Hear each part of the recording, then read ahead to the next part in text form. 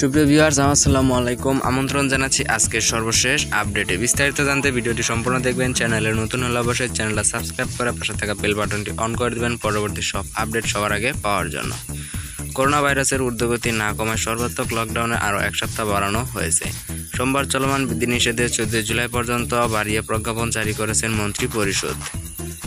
Corona নিয়ন্ত্রণে গত 1 জুলাই থেকে এক সপ্তাহের কঠোর লকডাউন শুরু হয়েছে সারা দেশে।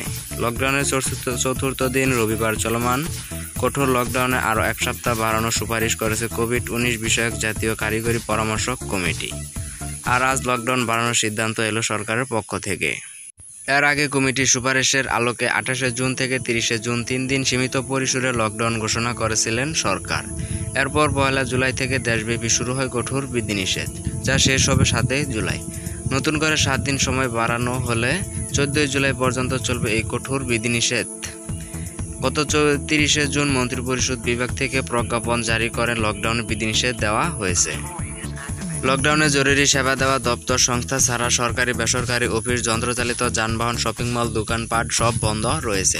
তবে গার্মেন্টস খোলা থাকলেও মানুষ জমায়েত হয় এমন কোনো অনুষ্ঠান করা যাবে না। তো এই ছিল আজকের আপডেট। পরবর্তী সব আপডেট সবার আগে পাওয়ার জন্য চ্যানেলটা সাবস্ক্রাইব করে পাশে থাকা বেল বাটনটি অন করে দেবেন।